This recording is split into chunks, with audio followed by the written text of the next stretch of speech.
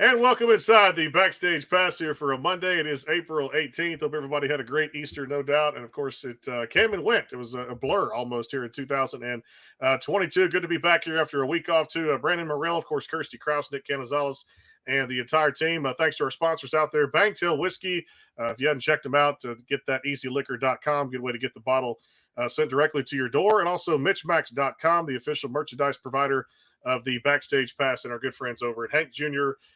Productions. Been looking forward to this for quite some time. And folks, if you've been looking for new music, there's one place to find it out there, wherever you stream or download.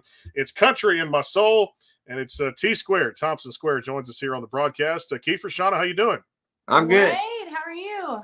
I don't see your share link yet. They still find a way to share that thing. Just hit that share button and we'll be good to go. Do you see it? I don't see it. Let's not worry about it. No, Can we do it later? We'll do it later. You can. You sure can. I want to do it right now, dang it. All right. He wants to do it right now. He's why am Shauna, I not seeing it? I'm not seeing it tell me live. How was your Easter, Shauna? How was Easter for you guys? We had an amazing Easter. We moved out into the country out in Lawrence County here in Tennessee last November. And our son started a new school, and we've made friends in the area. And his teacher actually asked us to go to their church for Easter Sunday. And we did that. And the music was wonderful. The service was beautiful. And then we had an amazing lunch with them. So it was awesome. Love it too. Yeah, we went out of town, took the kid to see some family on the wife's side, and she just turned 2 years old, my little girl, so turned her second birthday party, and enjoyed that. She got to swing a little bit, play with the cousins, and just enjoy just a relaxation Saturday and Sunday. And then we drive back 4 hours, and so we're kind of beat up today. But that's the part of traveling. That's just partly how it goes too. Hey, tell me about this. Just so you know, Brandon, we are shared. We're shared. We're good. All right, we're good to go. Let's have some comments in there on the show here. Any of the comment box come up, we'll put as many questions for T Squared as we can here on the show. Hey, tell me about this. I'm gonna get right into it because everybody loves new music, and when new music comes out, people flock to it. You guys have been one of the greats of all time since 2002. You guys have been active. Tell me about Country in My Soul, and Are We Gonna Dance, and just how excited it is to get new music in the hands of your fans and country music fans in general. And does it feel like, I guess, kind of a monkey off the back, I guess you could say?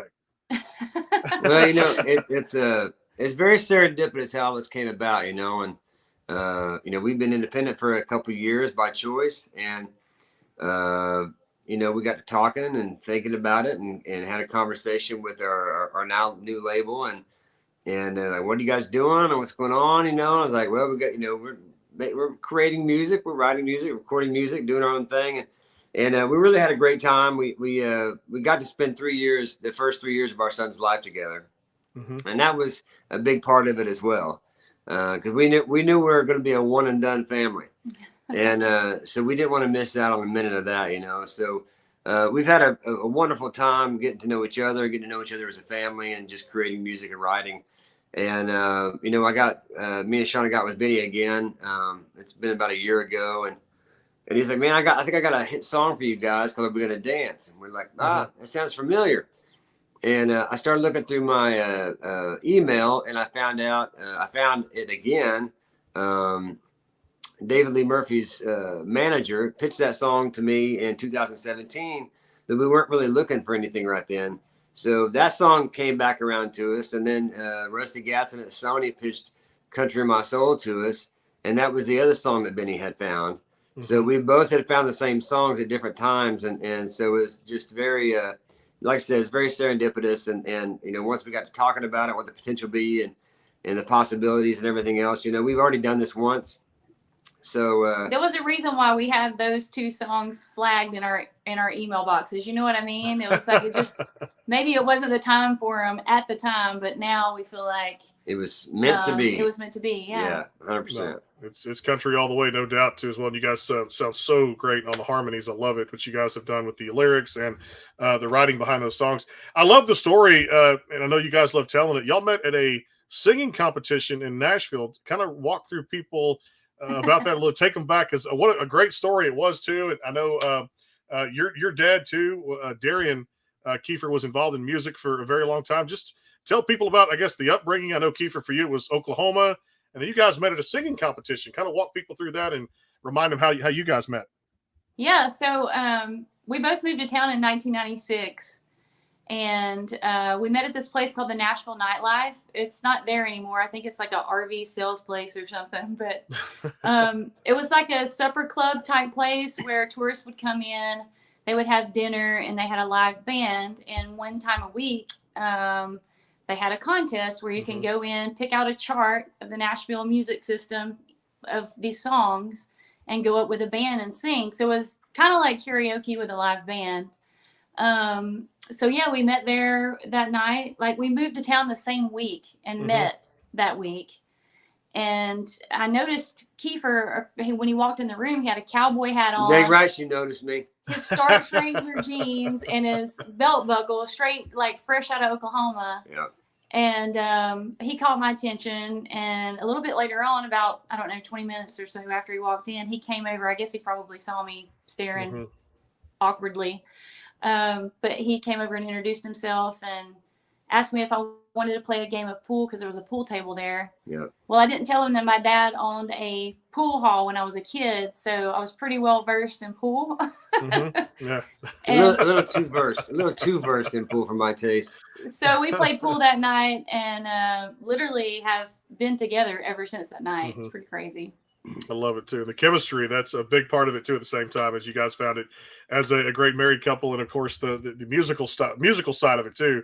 I love it. Just all those great harmonies. Well, take me back to this, because everybody's going to remember, Are You Gonna Kiss Me or Not, back in 2010. I mean, hell, I was just graduating college at the time and got married in 2010, and remember that song played all over radio at the same time. I DJ'd radio for a little bit too back then in the day, in West Texas, and of course here in Southeast Texas. So great song, and one of those timeless country hits that will live on forever. How was it acquired? The writing behind it, kind of tell me the whole story, because that is a song that I'm sure for you guys it changed your course in music forever. Yeah, it changed the course of our life forever, you know. And I always heard that you're 3 minutes away from a song changing your life, and that was our 3 minutes. We were on the tail end of 13-year struggle to try to get a record deal and make it. And, something had happened with this other record deal that fell through. And, I was at my wit's end for the first time and just ready to give up. And Shauna actually talked me into staying for one more year when I'd talked her into staying for many years. And we just kind of needed each other at that point. And that's what I needed at that point. And, we had one show at a place called Third and Lindsley booked, and that was kind of our last attempt at getting a record deal through a showcase. And we literally went through the directory, the CMA directory, and mailed out these cute little postcards to every single person in there, to every record label. It was insane. Yeah. So long story short, we played that show. And we got invited to come back to the label at Broken Bow and play for them in their conference room a few days later than that. And then we did that, and then we did one more showcase that they asked for, and then we had a ton of people show up at 12th and Porter, which is a little club here in town. It used to be. I don't know if it's still there. And we had a great crowd that showed up for that, and we got offered a record deal, and. So that was really, really cool. We had an album that I had produced on us that kind of got us the record deal, and that's the songs we played at that show. And then just not too long after that, the song came through the email. A girl named Tina Crawford, which was working at the label, was pitched this song, and David Lee Murphy and Jim Collins wrote it. And Shauna and I heard the first time, we're like, man, that sounds like a big super smash. And the rest of the label, they agreed, and everybody had their hand up on it. And, we our first single was actually called a song called Let's Fight. And we kind of discovered after just a few weeks that we may have, they may have pulled the trigger on the wrong song for the first one. And I think they were thinking, well, we'll do this one. If it doesn't work, then we'll come with the big hit. And the idea was come with your best song always, because you might not have that second chance. And so we changed singles, and a year later it was the biggest song of the year, and so it literally, and it just still it's still, I mean, we just played a rodeo out in California for a bunch of people, and the mean age is probably 21 years old, and they were just screaming every word of it. So after all these years, it's still, man, it's still a very, it's one of the biggest songs in the last 10 years. And it was actually voted it was the number 4 song of the decade. So I was just like, man, how cool is that? These 2 idiots from these small towns got together and speak for yourself. And recorded this song that ended up being, one of the best songs of the last 10 years. When you got the news, Shauna, and it said these words, certified double platinum by RIAA, when you guys heard that for the first time, what emotions, what came out of you guys, certified double platinum for that particular song? That moment, we celebrated before that. Like when it hit 500,000, we were at CRS downtown Nashville, and we were playing a small show at the bar that we used to bartend at. And Benny Brown, our label owner, came up on stage with a plaque with 500,000, and we lost our minds. It was just like tears, and we're like, is this really happening right now? Yeah. And the rest of the night, Kiefer actually he had some sort of chain or something on. He hung the plaque from his chain and was like wearing it around for a hot minute. I look like the country version of Flava Flav. I love that. So we partied pretty hard on 500,000. Yeah, and then a million we partied again. Then $1.5 million we partied again. And $2 million it was I can't really talk about what happened. It's at Liberty, like I said, you can't disclose everything out there. And then time passes, and of course, like you guys know, it's just what have you done lately, kind of in the industry. You guys put out another smash song, If I Didn't Have You, and just amazingly how so much it just fits together out there with you guys being such a beautiful couple in country music. Tell me how that one came about, Kiefer, because that one really another one that changed your lives too. Yeah, that was our first song as a writer that went number 1, and that was a big goal for us as writers coming to town. And that song was it originated on the bus. We had Paul Jenkins and Jason Sellers out with us writing, and Shauna had just lost her dad, and Paul had just lost his granddad, and we just got talking about it, and one thing led to the other, and it's like, man, life's tough as it is, and then it's like when you don't have someone that was such a massive impact in your life and took up a lot of real estate in your soul, they're just all of a sudden gone, and there's just a void there, and life can really without that person, without that someone you love, without that big person that just keeps you going, I mean, life can essentially kill you, and metaphorically and physically too, so it's life's not easy, and that title just kind of fell out, If I Didn't Have You. And I think we wrote it in about an hour, and it went number 1 on Shauna's birthday a year later. No, Shauna's dad's birthday. Yeah. Unbelievable. Yeah. Those songs are, like which is crazy. To get, I mean, to have a number 1 record is like being struck by lightning, but to have one on your dad's birthday that the song was kind of inspired by, that's well, and her and her dad played music her whole life. They've been in bands together her whole life, so it was an extremely special moment. Yeah. Well, I love it too, no doubt. And I got a lot more to ask about, including the one of the best respected organizations, the Academy of Country Music Awards 2012 Top Vocal Duo.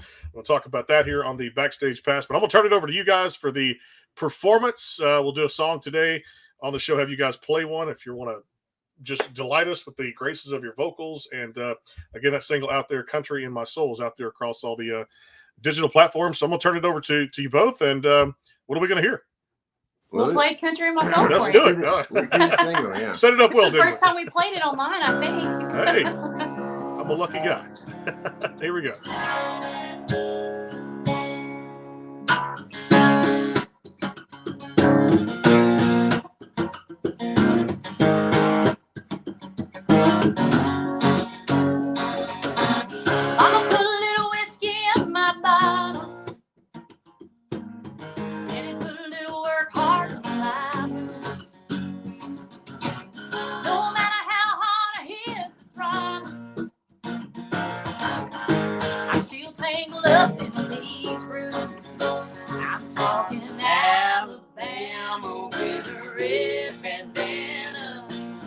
Coastline to coastline,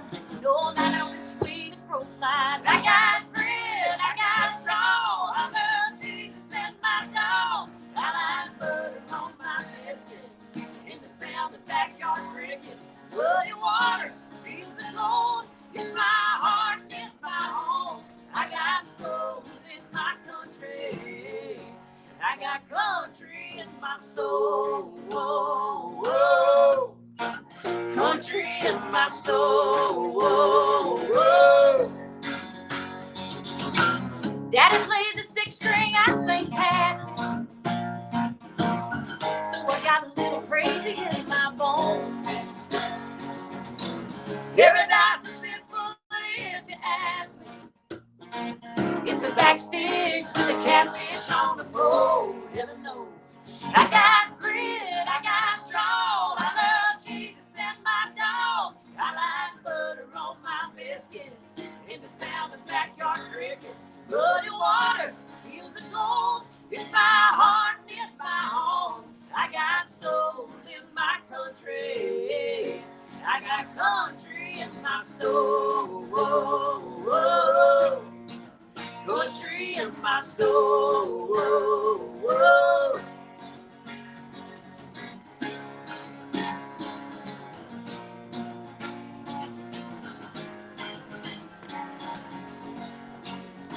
I'm talking Alabama with a red bandana, coastline to coastline, no matter which way the crow flies. I got grit, I got drawn, I love Jesus and my dog. I like butter on my biscuits and the sound of backyard crickets. Muddy water feels the gold. It's my heart and it's my home. I got soul in my country. I got country in my soul. Whoa, whoa.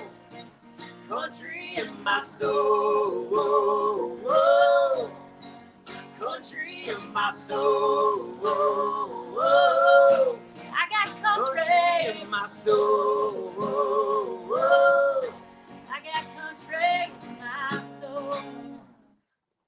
I gotta love it. Thompson Square here on the Backstage Pass, again presented by our good friends over at Bangtail Whiskey, and of course MitchMacs.com and Hank Jr. Productions. Such a beautiful song. And I'll tell you, my favorite line in there, I loved it too, Kiefer, was butter on my biscuits. I don't know anybody that doesn't have country in their soul that doesn't like butter on their biscuits too. That's no right. doubt. You got to have those big cat heads with that big blob of butter on the top. We're gonna start selling biscuits in our merch booth. I like that. I tell you what, come to the show and let's do that. Let's arrange that, no doubt. Get Come your over biscuit on, man. Get your biscuit. Yeah, that should be great. We'll take a quick time out to get a word in for our sponsors. Pay some bills, come back, talk about the Academy of Country Music Awards, and of course, what's been going on lately through the pandemic, and of course, everything else with new music that is out there right now for your listening pleasure across all the digital platforms right now. A word from Bangtail Whiskey and our good friends over at MitchMacs. Hang tight. More with T Squared coming up here on the Backstage Pass. Hang tight. The Bangtail Pour is comprised of a sweet corn mash base. The front has a subtle sweetness and not too sharp. It has notes of a medium char or white oak for a smoky flavor in the middle, and the tail has a super smooth and warm finish.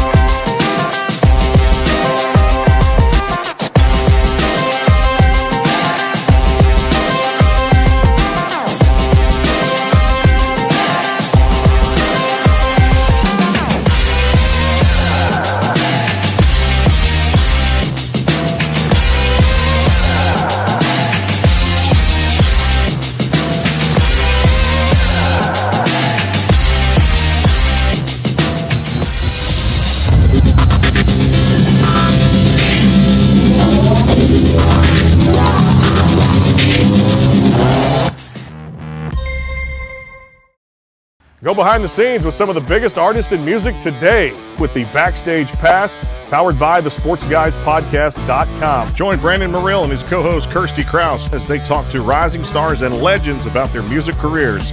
Listen to their latest tracks and learn fun facts about the men and women behind the music you love. And be sure to tune into the Backstage Pass Monday through Friday from 3:30 to 6:30, powered by the SportsGuysPodcast.com. And welcome into the Backstage Pass. And back here with T Squared on the Backstage Pass. It is Thompson Squared here. Of course, a Monday edition of the Backstage Pass presented by our good friends over at Bangtail Whiskey, MitchMacs.com, and of course, Hank Jr. Productions. Appreciate all the work that our sponsors do out there. Country in My Soul is the latest single across all the digital platforms. And I tell you, I love that other one that was out there too when you guys released it there back at the beginning of April. Are We Gonna Dance? I kind of felt a lot of good chemistry in there between the lyrics, the writing, and everything else. Tell me how that one, Shauna, came about. Well, it's actually a song that David Lee Murphy and Jim Collins wrote. Again, we I don't know, we're joined to the hip somehow. Yeah, David Lee has got this special swagger, like everything about him. Like when he speaks, when he sings, when he writes, he's just got swagger for days. And again, Kiefer, he was saying, the first time we heard it, we thought it was amazing, and then Benny played it for us, and then we're like, oh, it's the song, So we just felt like we had to, excuse me, we had to cut it after it being pitched to us a second time. It was just speaking to us, saying, "Here I am." I mean, we just feel like it's a huge song, whether it's a single or not, I don't know, but it definitely could be. It has nodes of what we've done in the past.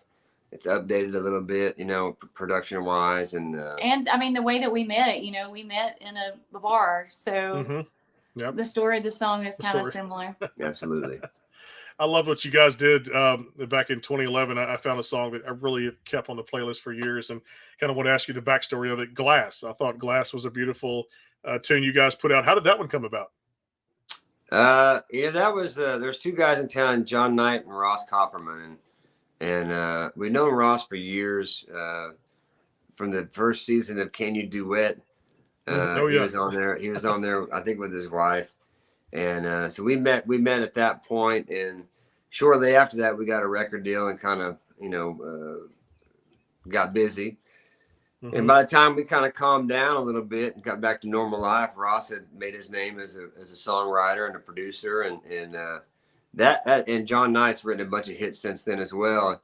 So I used to write with those guys quite a bit, before we all got too busy. But that was the first song, if I'm not mistaken, that's the first song that those two guys wrote. And it came to us as a male vocal demo, and we thought we would at least experiment with the possibility of having Shauna sing the lead on it. And man, the song just came to life when she put her vocal on it, and it became, it wasn't a number one song, but it's one of the most, if not the, well, next to Kiss Me or Not, it's the most requested song that we've ever had. And we were worried about it because it's a 4-minute metaphor that was released in the summertime, which I still feel like it could have been released at a better time, but it still it's such a beautiful song, it's a deep song. It's lyrically, it's got some meat on it, which, we've always, this kind of music we've always listened to has been, music with meaning, music that makes you feel something, and not real light and fluffy. And we just always kind of looked at these, our heroes have always been very substance oriented songwriters and artists. And that song really fits the mold of that. It's got meaning for days, and just the fact that, if you can look at somebody like their glass, man, just if you love somebody for their if they can be transparent, you still love them, you got something special, No doubt. And I tell you, one of the albums I really got out there streaming everything out there was the last full-length album you guys put out. I loved everything that was on Masterpiece, and I think it was fantastic, including the title track, everything. I mean, I'm humming songs, just enjoying songs, and I think I even took a little bit of it too. As I was like, should I try songwriting? I'm kind of like listening to lyrics. I'm like, no, I'm not that talented to go that far, but I can sure host a show, which is good. But we'll leave the songwriting to the experts out there that do that. But at the same time, what do you guys remember most about that album? Just so many songs that connect with so many people, and I think everybody who's been through different phases of life will find one or two songs on that album Masterpiece that they can relate to. Definitely. We had been through a lot when we started writing for that record. I lost my dad. Kiefer lost his mom. A lot of life happened. So I think you can hear that for sure. But we also had some amazing moments. Like we had our son, and there's a song on there called the reggae song. Help me here. Good Day. Good day. Mm-hmm. Very positive, very fun, very refreshing, very summer. Well, we're Bob Marley fanatics, And so we love the beach. we had to have some of that vibe, you know. But you know, that album was kind of a freedom stance for us. You know, we had asked out of a record deal. We wanted to make a record that we wanted to make, and how we wanted to do it, using the producers and everything else that we wanted to do. We co-produced 5 or 6 of the tracks on there. Dan Huff produced a couple, Nathan Chapman produced a couple, and you know, it was just it was so much fun just to write and not have to ask anybody, can we cut this song? Is this okay to cut this? You know, we just did what we wanted. It's to date by far. We've only had 3 so-called albums out, but it's by far my favorite piece of work that we've done because it's the most honest. It's the most Thompson Square. I mean, and you know, masterpiece is a song that I wrote about our son after the album was already finished, and I woke up one morning very early with that title in my head and forced myself out of bed at 5 a.m. and went and wrote that song and played it for Shauna. I was like, we got to go back in and cut that. And we got to change the name of the album to Masterpiece. So it's that song means more to me than any song that we've ever recorded, you know. And you know, it's about the love that I have for my son. It's also about the love that I have for my wife, and so it's I don't know, man. It's just I got to thinking about, you know, if I died tomorrow, what would I want my legacy to be? And it wasn't anything about houses or cars or awards or anything. It was her and him, you know. And so, you know, songwriters ask me all the time, you know, where you draw your inspiration from, how do you write songs, whatever else. And man, when you have something that's happened to you, I think songwriters, they look for tragedy everywhere they can. And that's my favorite kind of song. If it's a tragic song or it's a love song or if it's something that really has some meaning personally to you, it just makes the songwriting process that so much simpler because you already know what the feeling it's supposed to exude. So you just have to figure out the words that you want to say and put them in the slot, you know. So it's the best part of it. And like I said, you guys getting to do your own music and your own version of the album that you want to do, kind of the dream album, and the life experiences, the tragedies we all go through, the ups and downs, that type of thing. It's just, that's why it meant so much to me. So again, it's just fantastic music, and I've kept it on my playlist for years since it came out. Thank you. Tell me about this, because I know a lot of people say we don't get into this business for recognition or awards, things like that. But I guess when it comes to the Academy of Country Music, which is one of the top media outlets out there, no doubt, Vocal Duo of the Year 2013, pretty cool to get just the respect, the recognition from media outlets and especially people over at the Academy of Country Music, right? it was a little bittersweet, the first one. It was the year that they decided not to telecast the Duo. I'm like, are you freaking kidding me? Award. Wow. Yeah. And that was the year that Reba hosted, and I've always been a massive Reba fan. Like, she's the one I always look to, you know, the bar. And after the award show, she actually sent us this massive basket of wine and cigars and all this stuff, a congratulations note. And she also tweeted. She was mad. She was upset because they didn't telecast our award. But the way they gave it to us was super special. We were playing for the troops out in the parking lot in Vegas. It was all military families and troops. And as soon as we finished performing, they announced that we had won. And it really was an incredible moment. Well, we never thought we'd win anything, you know, and you know, the fact that it upset Reba so much that made me even more mad. But you know, you spend your whole young adult life looking at, man, one of these days I'm going to win an award and I get to walk up and say thank you, you know. And when they took that away from us, I was devastated, you know. And it just felt very disrespectful to all the duos out there that worked so hard, you know. Yep. And then the second year that we won it, we actually got to go up and say thank you. So I forgave him. You know, I forgave him for that. But that was our first major award. Yeah. So it was a big deal. Huge. No doubt. Like I said, it definitely listen to those fantastic songs. All the hard work does definitely pay off, no doubt. Well, I tell you, to wrap up the show, I always love to do this to get to know you guys more on a personal basis. I love rapid fire. So, hey, whatever comes to mind with these little series of funny questions, just let it go. That's the best Okay. thing. So I'll start, Shauna, right here. What did you find yourself doing most during the pandemic that you may not have gotten to do had we not had the pandemic? I guess what hobby? Was there another hobby you got to acquire? Oh, hobby. Let me think. Oh man, I renovated an RV. That counts. I peeled stickers, the decals off, and I painted an entire camper. Okay, well, that counts. I've those things are not easy to do. I've It actually was done that too.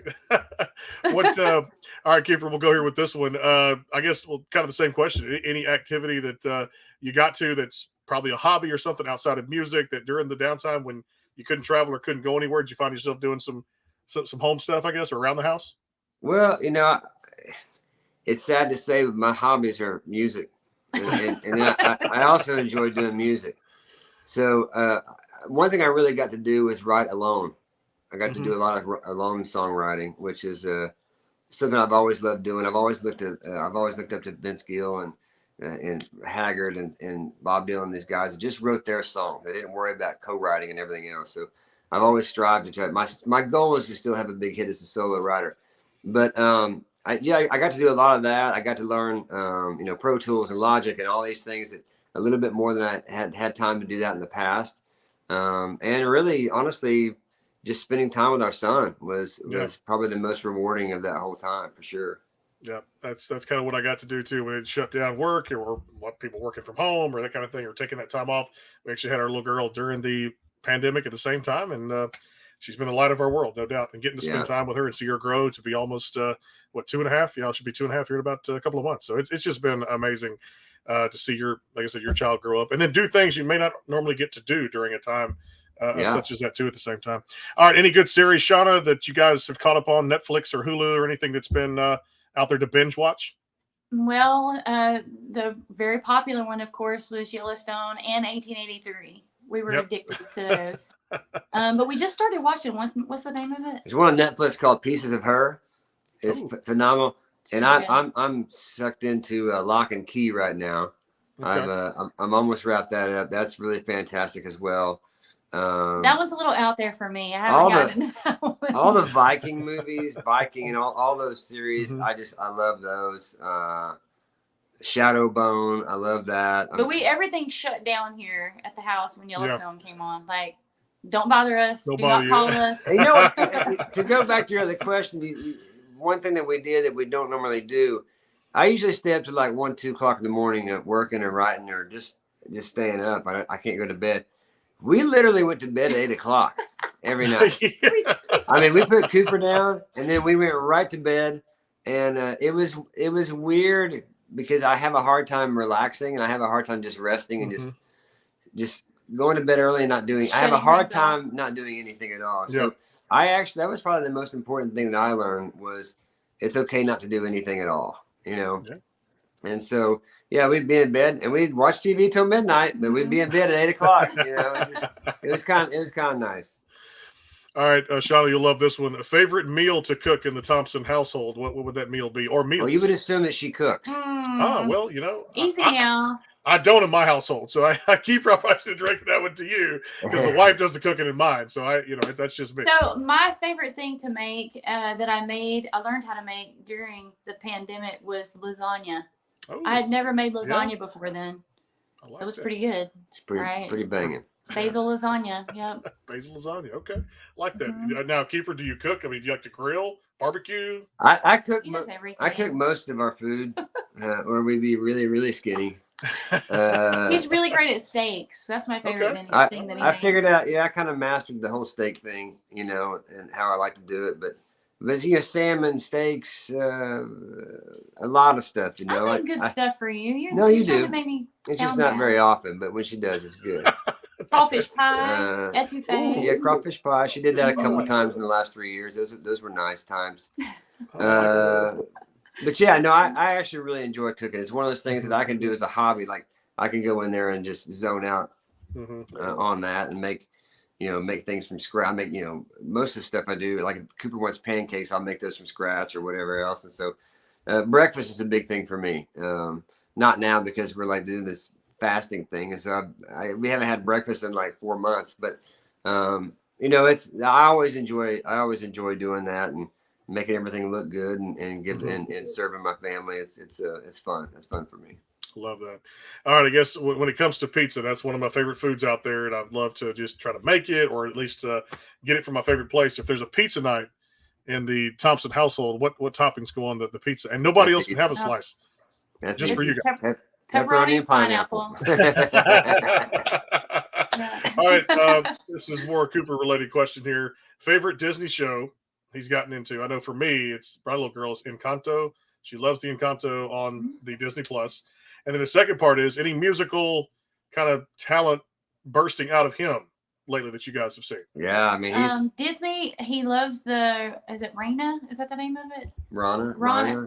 What is the name of it? It's with the dragons. Oh yeah, I think it's Raina. I think it's Raina. Yeah. Yes, yeah. Well, he's literally seen. We went through the whole app the other day. I was like, have you seen that? He's seen everything on there. He's into Bear Grylls right now. Okay. He loves to watch a bit of interactive Bear Grylls. But as far as his ability, you know, we sang to him in 2-part harmony his whole life, you know, nursery rhymes and stuff. And it's weird because he'll sing a third harmony some days now when we're singing. He has an incredible sense of melody and pitch. He's always asking Kiefer if they can write a song. He's written some songs. He'll come down and goes, Dad, I got this song I did. I'm like, all right, cool, you know. And we built the stage during COVID. We built the stage in the basement, which is right in front of us. And he'll get up there with a karaoke machine and he'll get his microphone out and rock out a little bit. But he's taking piano lessons a little bit right now. We're introducing him to piano.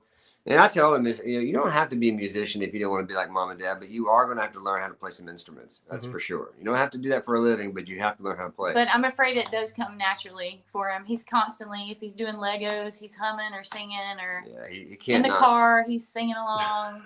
It's awesome to watch, you know, and because unlike me, I didn't have any musical direction in my life. Shauna had a lot of musical direction in her life with her dad. My mom sang in the church choir. My dad was pretty much tone deaf. So I didn't have that. So mine just kind of came naturally and I kind of on my own. And so being parents to a kid and him being exposed to, he's singing in front of thousands and thousands of people, you know, many, many times. So I'm trying to instill in him not to be scared to get in front of people and, you know, no fear, no fear, no fear. So he'll enjoy his life and he won't, you know, I think if a kid can go through his adolescence and not be scared of being made fun of or anything, that's when they come out on the other side in a big way. And so that's kind of what we're trying to instill him right now. But he's got it, man. I'll just tell you right now, he's got it. The total package, no doubt, just like mom and dad. Well, I tell you what, the music is fantastic. It is Country in My Soul. It came out April 8th. So if you've not checked that out, the audience is out there. Make sure you go get that across all the digital platforms. Support our artists on Spotify. Stream that thing. And of course, get those numbers up, no doubt. Thanks to Bangtail Whiskey, MitchMacs.com, and our good friends over at Hank Jr. Productions for all they do for the program. Kiefer, Shauna, appreciate the time here as always here on the Backstage Pass. We'll have to do it again. Good luck with the new music and continued success going forward. Thank you so much. Appreciate it, buddy. You got it. No problem. That's the one, the only Thompson Square here on the Backstage Pass. We'll see you tomorrow at 4:00 here with Texas country artist Will Carter on the show. Looking forward to that one here for all of us here at the Backstage Pass. Have a great night. We'll see you soon.